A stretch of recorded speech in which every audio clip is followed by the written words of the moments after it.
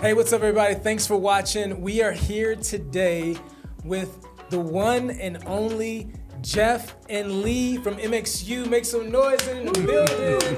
I got some sound effects going that you can't hear right now. Okay. Cool. Our studio audience. Oh, great. Is just hamming it up right now for y'all. So we need a hype guy. We have Jay, but we need some sound effects under Jay. That's totally true. Did Jay just get fired? No, Jay got augmented. Okay. Augmented. Jay is hilarious. So, proper introduction for people that don't know who you guys are. Start us off, Jeff. Tell them who you are, and then we'll move to Lee, and then have some conversation. Yeah, so my name's Jeff Sandstrom, and I live in Greenville, South Carolina. And Lee and I started MxU with Andrew Stone, our partner in crime, back in 2016 as a series of live events. And so now we've grown, and we're here today to do a live event here at Summit HQ for about 100 people, and we're just thrilled to be here. Man, so pumped to have you guys here. This event is amazing.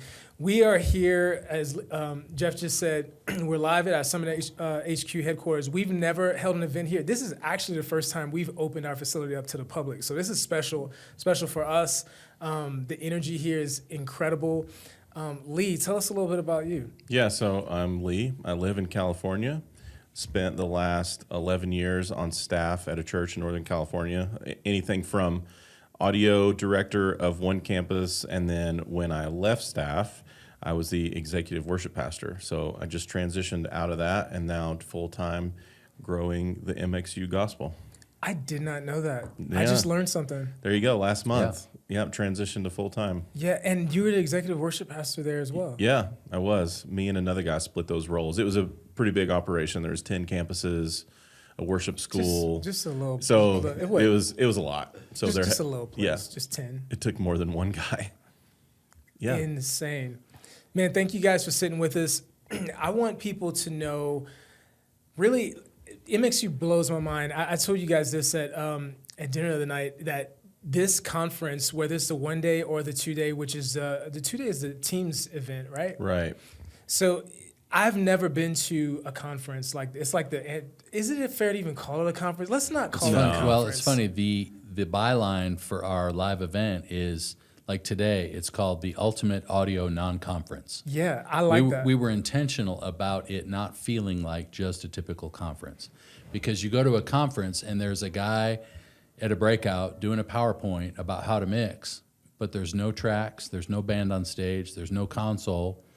And that's kind of how this all started. Was we had a series of just unhelpful conversations at breakouts like that, at conferences that we all know and love, and it just wasn't helpful. And so we wanted to provide a way to do a non-conference that we could actually give people tips, workflows, sonic memories, whatever you want to call it, as a takeaway that was sticky enough that they could actually apply it to their own context the following Sunday morning at church. So we're hoping that today people leave with something that they can carry with them that makes them a better mixer starting right away. Yeah. I mean, you guys have achieved that. There's nothing I've seen. I've been around the church world a long time, and I've not seen anything like this, the format, the way it's set up, the way people engage with you guys. I mean, even down to the idea of taking a vendor who's here as a sponsor, who you're, mixing on their consoles and being like, oh yeah, you want to mix what we're mixing here? It's over on the console over there. You can go try it. Right. That's so incredible. It's insane. The setup is amazing. We've gotten so acquainted through the years with general session, and now you go to this workshop and breakout set, but it's not as, I guess, user-friendly or attainable for people that are sitting in the audience to actually grasp information. A lot of those events are normally like, hey, let me just give you all this info. Yeah. This is so different. Tell us about how this actually came to be.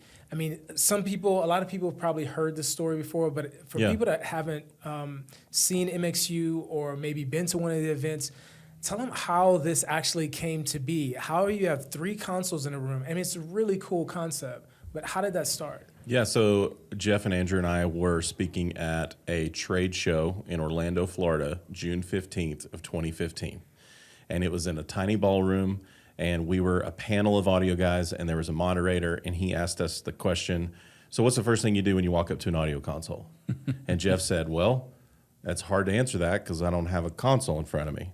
So that was kind of or a band on stage, or tracks to mix, or anything. It was just this theoretical conversation that wasn't super helpful. Yeah. And it wasn't that question and that event were the reason altogether that we did this. It was, years of that, speaking at trade shows and conferences. Then we're at dinner that night at our hotel, and couple that frustration with Jeff and Andrew's and I's desire to be the best that we can possibly be at mixing. We're obsessed with getting better, like we all should be. Yeah. And so the conversation from that day turned to, we never have a chance to learn from each other. I was on tour with Tomlin at the time. I'd been with Chris for, a total of 9.5 years, always out doing tour stuff. Lee was trying to build a production and worship team for 10 campuses across his church. Andrew Stone was at Church on the Move with Seeds Conference and all the things that they were doing. So we never had a chance to actually be in the same room together. So we said, well, what if we got in the same room together and just got intentional about mixing for each other? Like open-handed, here's what I do. And then we could say, tell me about those vocal effects. What are you doing to your drums? What is that compression? Like for us to just learn. Yeah. Yeah, and then, guys, here's my mix. Help me get better. Yeah. So that has been a big differentiating factor in what we do and even other your resource outlets. It's not me saying, Jeff, show me what you did on your snare drum. It's, hey, Jeff, come over here to my console and help me make my mix better. Yeah, I think that every time I've been to one of your events, it's always cool when you go, I always see you say, man, what can I do differently about this mix that I just, and then you guys are critiquing each other's mix. Yeah. It's super cool. Yep. How does that feel in a room with a lot of people? Was it weird at first to go, I have one of my peers who I respect critiquing me in front of all these people? Well, the room? crazy thing about the beginning was that we said, hey, let's get consoles together in a room, put them in a warehouse and play tracks for each other. And then Lee, most brilliant idea in our history, said, you know what? I bet other people would want to eavesdrop on that conversation.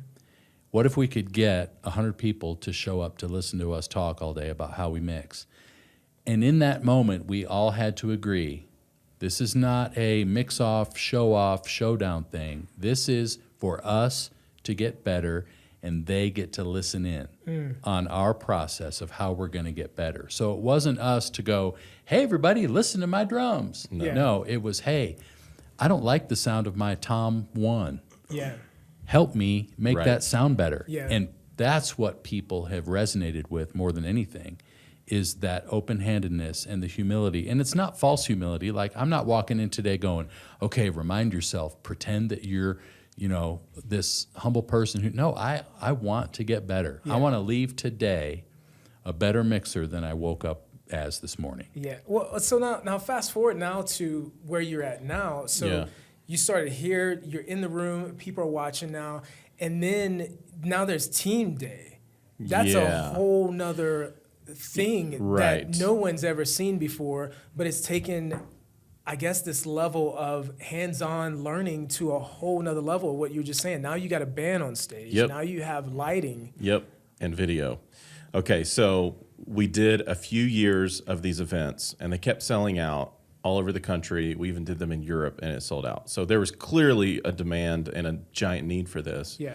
So we said, well, we can't keep traveling all year long. We can't scale that because we all had our own stuff, Right. churches and tours and events and conferences. There was Yeah. no way to add more events Right. and stay married. Right, right. So we're like, okay, let's put some content online. People were asking, are you going to video these events? And videoing those events, it's good to be in the room, but it would be different just watching it. So we said, no, let's go make dedicated videos. So Jeff and Andrew and I flew to Las Vegas, and we set up shop at Central for a week. Yeah, I love and those guys. we then filmed exactly what we did at our events around basic topics for audio for churches. So instead of here's my mix, help me get better, it was, Jeff, how do you explain to a volunteer what EQ is? So it was still conversational. And now the cameras are the ones eavesdropping in our conversation about how we teach and how we learn and digest audio. Yeah. Well, that grew, and we kept doing more videos, and then we said, okay, pivotal moment, I think we should add lighting. And then I think we should add video. So that's when the name actually changed from our pronouncing it MxU to MxU. And it was a subtle shift, but it was like, well, now we can have a full production team's worth of content. Thank you for clearing that up for me. Yeah. Because we get in so many arguments in our office. So every day, somebody will say it's MxU, and I go, no, it's MxU. Every single day, all the time. Yeah. Thank you for that clarity. Yeah. At first, it was MxU. We just wanted to take away any confusion because you add lighting videos and it's like, yeah, but you're still mixing. You're still mix. No, MxU. We just didn't want to change the name and the brand and the logo and all that. It was like, okay, because we could have LXU for lighting, VXU for video. Right. You know, but we just didn't want to do that. So MxU is what it is, and we're fine with It doesn't that. stand for anything. If people push you on it, you just go, media? I don't know. Just MxU. Yeah, Just- media. That's just, Yeah, I like that, media. Yeah. MxU stands for media. University. XU. Do you All right, sure you want to put it university. out there? Because somebody's going to go, yeah, it's Media X Yeah. University. So. Media X marks the spot university. How about that? Yeah, it's like Google. What's Google mean? What's Google mean? Who cares? That just made me Amazing. think. That was. I've never thought about has that, made This Lee. whole day worth it. Finding out that it's now officially MxU. So Well, then the whole Google question. Anyway, that's going to take my mind. So talk Okay, about so the then- Teams event. Okay, so then we're doing these audio events, but now our subscription platform has audio, video, and lighting. So then in 2019, we were planning on trying to do a Teams event. So when we say Teams, we have two different subscription levels. If you just go get a subscription for yourself, we call that MxU Now. That's a subscription library. It's on-demand access to the library as one person. It's Okay. one person. MxU Teams is a church can buy a subscription account and have unlimited licenses for all of their team. So it's unlimited. It is. Yeah. So if you have 100 volunteers or 3, same price. Gotcha. Well, Teams also has other tools. So it's not just the subscription platform. It's a way that you can create your own training playlist. You're going to be able to shoot your own videos and upload content to your Teams account. And then how you onboard your volunteers, volunteer applications, assessments, and testing, all kinds of things are coming to Teams. So Teams is really turning into like what Planning Center does for services, what a Pro Presenter does for weekends. That's amazing. We're going to turn MxU Teams into a tool for production teams. So that's mind blowing. huge. What is the, I guess the deeper level of why? Like why, especially for churches, talk to us about like the heartbeat behind that, because Yeah. we're talking about like a lot of investment into equipping and training church tech leaders. Right. Like, tell me, where's Yeah. that come from? Where's the heartbeat behind that? What's your heart Just- for setting these leaders up in that way? Just like Jeff and Andrew and I wanted to be the best mixers we could possibly be, we want church production and worship teams to be the best teams that they can be. Yeah. So how did we take that original desire for me to have a great sounding snare drum and translate that all the way to a volunteer team in a church of 4 people or 400 and give them the tools that they need to be the best they can be? And when you're talking about a team, part of the health and effectiveness and efficiency of a team has to do with a lot more than just the quality of your technical skill. In other words, we always want people to get better at what they do. I want a highly functioning, high-capacity team that sets the bar really high. That's great. But I also want these people to get better at who they are as leaders. Yeah. So it's not just what you do, but it's who you are. I know that I'm a better friend, a better dad, a better spouse because of my relationship with Lee on our team Yeah. than I would be on my own. And so to get a worship leader, a tech director, an executive pastor on board with that, their technology is going to express itself better even without a ton more technical knowledge. Yeah. It's just that synergy of a healthy team that's going to make everything better. And that's what MxU Teams is really about. That's so good, man. There's so much, I think, not just in society or in our culture, so much is focused on what you're called to do. Do everything is, Right. hey, what are you called to do? But what you're talking about is, hey, who are you called to be? Because we feel like, honestly, we talk about this all the time. Yeah. Who you're called to be should drive what you're called to do. And it sounds like this is like the heartbeat of what's driving it. And what you do should flow out of who you're trying to be. That's good. And so as you get better, that's going to spill out. You know, it's almost like, you know, I mean, the Bible says a lot about this kind of stuff, obviously. But, you know, it's an overflow of your heart that expresses itself in how you have conversations, how you lead volunteers, how you do a training, how you support somebody it's their first week running Pro Presenter and they're scared to death. They're responsible for everything that comes on the screen. Yeah. And for you to make par for them, hey, we don't miss a cue around here. I mean, they're frightened, right? Right. But if you said, hey, we're going to partner with you to give you the tools that you need for skill, but we also want you to know that you're helping us lead worship.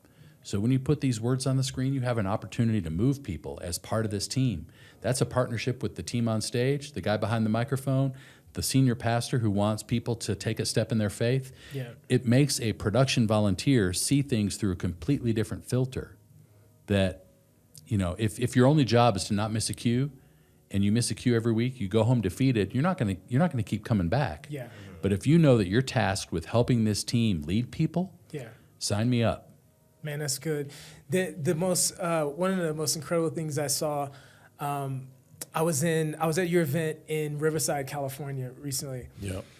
And it was, I think, the first team day that It was. you guys First did, one right? we've ever done. So I've never in my life seen training, especially for technical leaders, along with a worship leader on stage. Yeah. I remember sitting there going, man, this is so helpful, because there's always seems like there's with a lot of places and coaches at churches, there's a divide between the tech team and the worship team. There's like, those are the artists, do what you do, and then the artists sometimes come in with that same attitude. But this was so cool because I was seeing the worship band, interact with the production team, and then a whole flow of how that should look within context. Man, talk to us about how that's set up, how you guys came to that conclusion. I mean, it was so helpful to see. So we came up with that concept because our subscription turned into audio, video, and lighting. Yeah. And we thought, well, we can't just keep doing audio events. Like MxU is now MxU, so we're not just audio anymore. So how can we transition into our live events becoming more for the entire team? And what's the most beneficial resource we could give them? Well, it's how to make their weekend services better. You do 52 of them a year, plus a bunch of other events and conferences throughout the year. So you're talking, you know, church worship teams and production teams work more than like touring bands. Yeah. They're doing brand new shows, services Yeah. every single weekend. Yeah. So we said, okay, let's get a band in the room, audio, video, and lighting all together, and let's program a service from start to finish while everyone's production team and worship teams are in the room at the same time. So back to our frustrations with trade shows and conferences, breakout sessions. Yeah. You know, everyone goes to the breakout and they go their separate ways, and then you go to lunch and you go, Daniel, you were in the lighting breakout. How was it? And that's all you say, because I'm an audio guy. Yeah. And when I ask Daniel how the lighting breakout was, I don't say, hey, what'd you learn about 3-point lighting? Wow. I don't know that. Right. But now we take 2 hours and Daniel programs the entire worship set in front of the band, the video guy, and the audio guy. That's crazy. We have created silos. Yes. Yeah. At these conferences. When you said that, I just now thought about it. Like, we literally have been creating silos for years, and then we get back to our churches and we want people to work together. Right. That's amazing. So then we do the same thing with video. Rusty talks about some practical things that get everyone on the same page. What's the difference in broadcast style video and ENG or cinema? You know, the different types of way you can do that. What types of cameras we're using, lenses, how to choose a lens, frame rate. Why does 24p look like a Martin Scorsese film, and why it was watching soap operas look funny? Right. We get everyone on the same page there, and then It's my favorite my part. favorite part. We pick people out of the audience who've never used a camera, and we train them to be camera operators. Wow, that's And dope. both of our events so far, there have been senior pastors in the room, and we put them on the tripod. No way. And we trained these senior pastors how to use. Wait, what's the Love that. response? And they Have you will gotten a never response from these guys? complain about their camera ops ever again because Never. they know how difficult it is. Yeah. To pull focus, to follow, to pan and tilt, all these things. Even if you're on a tripod, it's like they had no idea how hard it was Yeah. until they're the ones doing it. Yep. And they loved it. We used to, I was at this church once, we used to make our worship leaders get trained on the console. Yeah. And we would make them run a service at like a kids event. Yeah. So they can see the pressure and everything, because it's not, especially in church, you guys it's not just mixing Right. what's happening. I mean, you got transitions happening, Oh, all this yeah. kind of stuff. That changed. Totally. Like worship leaders were like, "Hey man, do you need anything? Right. Need Right. coffee." So we do Well, that with lighting. I love the fact that in the room we have everybody. So we've got pastors, we've Yeah. got worship leaders, we've got the super uber nerdy tech guys, Yeah. all in the same room, so that we can talk about leadership as well. So we're not just talking about each department, but it's audio, video, lighting, and leadership. So we're talking about how do we operate better as a team, Yeah. not just within our departments. So it's been so fun. So we get through lighting and video, and then we do a sound check with monitors with the band on stage, and we cue the monitor mixes through the PA with all the talkback mics so that everyone can hear a proper way to do a sound check, how to establish good communication with talkback mics. But it's through the PA so everyone can hear it. Yeah. And then we do a sound check for front of house. And now everyone's done. So we got lighting's ready, video's ready, audio's ready. Then we round everybody up on stage, all the disciplines in the band, and we do a pre-service meeting over the PA in front of everyone. And then the cool thing, we take a 15-minute break and we clear the room and we make all the attendees go out to the lobby, and then we reset. So when they come back into the room, it's like they're coming to church. So there's walk-in music playing, there's a walk-in look, there's a countdown. It's just like their church on weekends. Wow. Interesting. And then the worship band starts, hey, welcome to church. Wow. But what people weren't expecting was what happened next. I mean, we had church. Like, I thought people were going to be standing back, just sort of overanalyzing and, whatever. But the worship leader did such a good job of inviting people in and calling us to worship that by the middle of the second song, and especially the third song of the set, it was full. I mean, I've got chill bumps now because it was a full-on spirit-moving, Jesus in the room experience that some of these techs haven't experienced for themselves in years. Right. Because they've been to church every week, but they haven't gone to church in a long Right. time. They're always behind a console. Does that make sense? Yeah, And it makes a so- lot of sense. Even going back to the conferences, like when even at like the worship at conferences can be really great, but also there isn't that behind the scenes. There isn't No. that walkthrough. There isn't that showing how we got to this point. Right. And I think that's what maybe hinders people from really diving into that worship is like they are analyzing, they are wondering Right. what's going on. But if you were there the whole process, like Yep. that you're freed Yeah. up to, that's Yeah. cool. And That's then super after cool. all that, then we have a debrief meeting to go, okay, what went great? What would we tweak? What would we change? And so people who attend can see the whole process. We just sort of lay it bare to go, this is what we hope a healthy team looks like as you execute your Sunday. And so my prayer has been that for the people who are at those events, especially the teams events, the temperature in the room would change for them in their local context starting this week. Amazing. Man, I love what you guys are doing, what you're doing for the body of Christ at large, how you're pushing things forward. You're challenging not just tech leaders, but now worship leaders and pastors. It's important. What you guys are doing is amazing. Thank you for that work, man. Tell everybody that's watching how they can access MxU now, and maybe even some events coming up. Yeah. So we're on tour right now.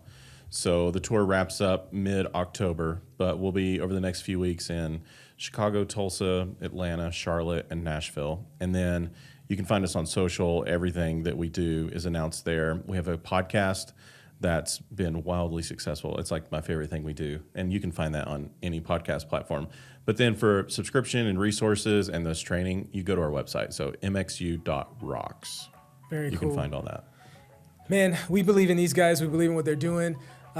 Everyone that actually works with Summit, we actually give all of our partner subscriptions to MxU now. We believe in it a lot. Our teams, we always invite our clients to any one of their events because they learn so much when they leave. So definitely check those out. Thanks for hanging with us today. We'll see you guys soon.